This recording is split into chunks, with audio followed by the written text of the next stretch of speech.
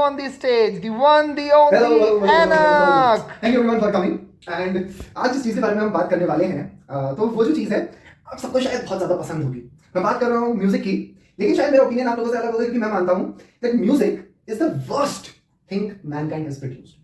शायद आप लोगों को लग रहा होगा ये कैसे हो सकता है. तो मेरे तीन बहुत ही स्ट्रॉन्ग रीजंस हैं म्यूजिक को वर्स्ट थिंग मानने के.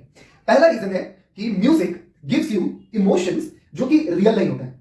मैं बताऊंगा अभी बाद में, लेकिन पहला मेरा रीजन है कि आई सर्टेनली बिलीव कि म्यूजिक आपको फेक इमोशंस देता है जो आप नहीं भी फील कर रहे हो, जो सिचुएशन नहीं है आपकी, बट फील करवाता है कि इमोशनल इतना ज्यादा इंपैक्ट होता है म्यूजिक का. First is that. Second is music आपके बोर्डम को खा जाता है. फॉर एग्जाम्पल, आप बैठ के काम कर रहे हो, अपना दिमाग चलाना चाह रहे हो, अपने लैपटॉप पे अपने गाने लगा लिए हैं, कुन फयाकुन चल रहा है, लैला मजनू के गाने चल रहे हैं, अरोड़ा चल रहे हैं, you will not be able to give your 100%. I certainly believe that these two things are true. And I believe कि एक तीसरा रीजन है which is the biggest reason कि म्यूजिक क्यों इतना ज्यादा एक नेगेटिव चीज है. It makes music the worst thing that humans have produced. And वो रीजन है कि म्यूजिक की ही वजह से हमारी जिंदगी में आज Neha Kakkar. I'm sorry Neha Kakkar, but I'll move on. And मैं आपको बताऊंगा कि मेरा जो पहला रीजन था कि म्यूजिक हमें फेक इमोशंस देता है. तो मुझे अपने कॉलेज के डेज याद है. हमारे स्कूल में, हमारे कॉलेज में हमारा एक दोस्त हुआ करता था. वो यूपी से था, लेकिन वो यूपी के लड़कों की तरह बिल्कुल भी नहीं था. मतलब नॉट एट ऑल. ना ही उसने कभी कोई मर्डर किया था, ना ही उसके माँ बाप भाई बहन कोई भी उनके खानदान में किसी पॉलिटिशियन फैमिली से थे, और ना ही वो गुटके को अपनी फेवरेट डिश मानता था.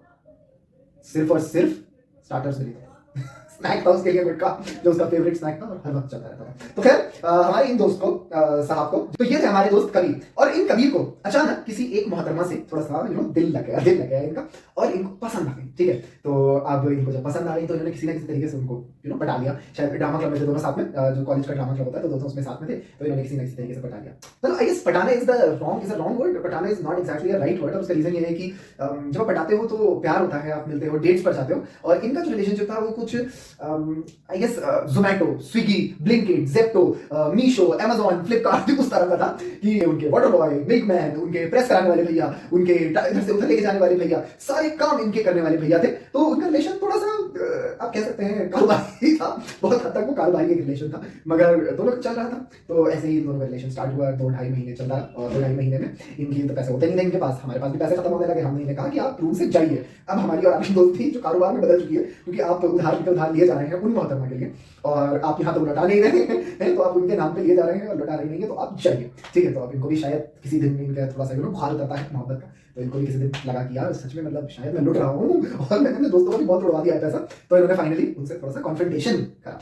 ठीक है, तो आप कॉन्फ्रंटेशन करेंगे आप ऐसी रिलेशनशिप में, तो आपको पता है she snapped and it very soon like and. ठीक है, बहुत ही जल्दी उन्होंने उनका कोई चश्मे का, मुझे एग्जैक्ट याद नहीं, बट कोई चश्मे का जिक्र था, तो उनका चश्मा उन्होंने वापस कर दिया, और ये चश्मा लेके पूरी रात बैठे हुए देख रहे थे ऐसे करके. इनके हाथ में चश्मा था, वो चश्मा मोहतरमा ने पहना था और बैठे हुए थे.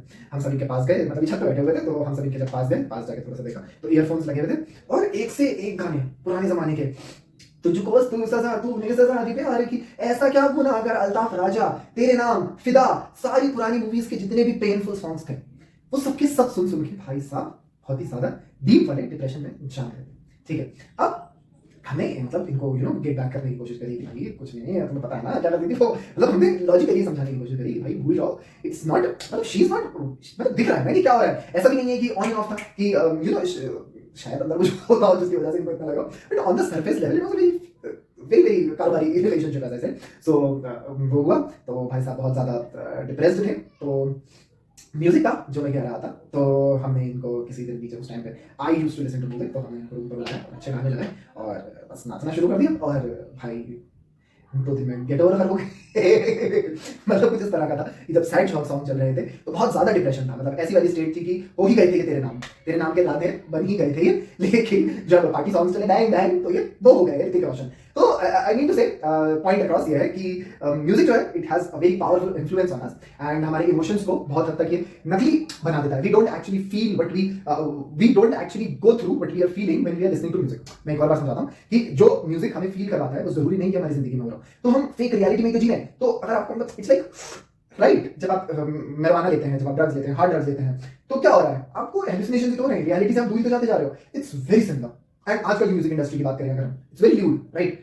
Every other song is objectifying women, every other song के साथ साथ जितनी भी हमारी उल्टी सीधी चीजें हैं, मतलब कुछ अच्छा प्रमोट हो ही नहीं रहा है। इट्स बेसिकली अभी करने वाले सिंगर बहुत ज्यादा पॉपुलर हो गए, ज्यादा एफर्ट नहीं डालते हैं, यू नो, जिनके गाने ऐसा लगता है कि वो दूर से बैठ के करें, तो वो लोग बहुत ज्यादा पॉपुलर हो गए। And what has become popular is remorseful love, you know, depressed love, like being alone, romanticising the feeling of being alone after being left, वो बहुत ज्यादा पॉपुलर हो गई है। सो एंडिंग दिस वीडियो कि भाई देखिए, म्यूजिक से थोड़ा सा बच के रहिए। एंड आज के लिए इतना ही। This was my first stand up pretending to be a stand up comedian episode. I hope आप सबको पसंद आया हो। अगर आप सबको पसंद आया हो तो please like, share and subscribe and keep watching the NX show.